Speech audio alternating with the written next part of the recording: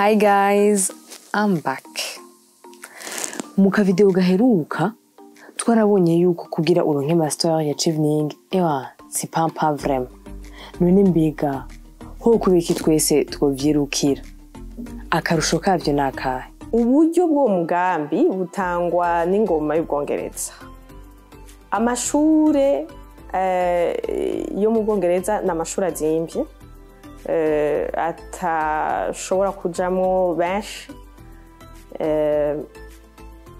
Ico rero uwo mugambi ufasha nuko byose mu byo umuntu akenera agiye ku ishuri byose babimuha. Ni kuvuga ngo baramuha uburaro, baramuha uburyo bwo kubaho, hanyuma ayo mashuri nayo nyene bakayamurihira uwo mwaka aza kumarayo, hanyuma uko yiyunguruza ari hariya navyo nyene birimwo, nuko yiyunguruza agiyeyo, indege yo kujayo n'indege imugarukana. Hanyuma hari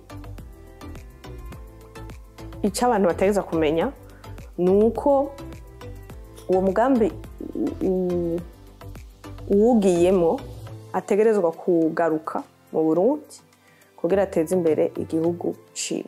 Ego nakarusho kaniniya cyane gose kubera ko bwa mbere hoho iyi programme ni programme izimvye cyane gose. Bakurihira amafaranga menshi amwe ngaha mu Burundi udashobora kuronka n'amamiliyoni menshi. Hanyuma akandi karusho nuko ubugiye kwiga ku mashuri ama universite manini mpuzamakungu, hanyuma ukaba ugiye kwiga n'icigwa ngaha anyu udashobora kuronka mwa kino gihugu nyene. Hanyuma nakaryo umuntu aronka ko guhura n'abandi banyeshuri bavuye mu mihingo itandukanye, mu bihugu bitandukanye, abantu bakora mu buzi butandukanye. Umuntu rero araronka akaryo ko kungura ubumenyi no kurondera abandi bagenzi babandi bijya bitwita networking. Hanyuma ukaca usanga umuntu arongereje ubumenyi yarafise, bigatuma imigambi yarafise, indoto ziwe yarafise yagarutse mu Burundi azishira mu ngiro zigakunda gusumba. Akarusho karahari cyane gose kuko narungutse ubumenyi, nunguka ubuhinga, ndonka novuga nti abantu babagenzi kandi abantu dushobora gukorana no muri kazoza, kandi nahavuye novuga nti mfise n'inyota yo gukora ubushakashatsi. Hanyuma novuga nti kumenya uko iyindi mibereho y'ahandi hantu, no kuvuga aho nari nsanzwe mperereye mu Bwongereza, kumenya imibereho yaho hamwe no kugerageza gutembera. Ivyo vyose n'ibintu usanga bica vyungura haba muri uwo mwanya nyene canke no muri kazoza kawe. Ubwa mbere na mbere novuga yuko hariho guhura n'abantu benshi batandukanye bava mu mihingo itandukanye, bafise imico itandukanye, babona ibintu ukundi kuntu utarumenyereye, ibyo bakunze kwita ngo networking. Ukaheza ukagira umuhora w'abandi bantu benshi mumenyana batandukanye. Ico ni kimwe. Ikindi naco kijanye na kaminuza kwiga, byarasaba umwanya, byarasaba kuvyitangira, mugabo waba ufise igihe cyose abigisha bakuri hafi, yaba abo kuri kaminuza eka mbere no muri Chevening nyene, kuko abo nyene bene baba baguhaye bourse yo kugira wige. Kuko ndibuka yuko duhejeje igice ca mbere umwaka hari abagabura mu ma semestre mu bice bibiri by'amezi 6.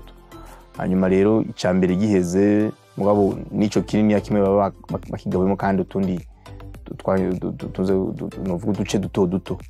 Agaciro ka mbere gaheze hari amakuru nka 3 nari nafashe.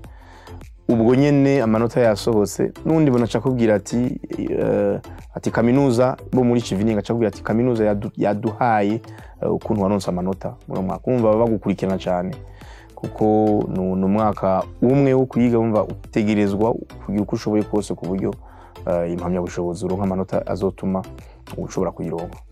urumva ico ni ca kabiri. Kwiga ntivyari byoroshe mugabo uba ufise uko kugufasha mugabo na cane si ivyo gusa so kwiga, hariho rero no kubona ikindi gihugu, ukabona iyindi mico y'abandi bantu ukuntu babayeho, kuko ukintu bavuga ngo akanywe katagurutse ni kamenye iyo bweze.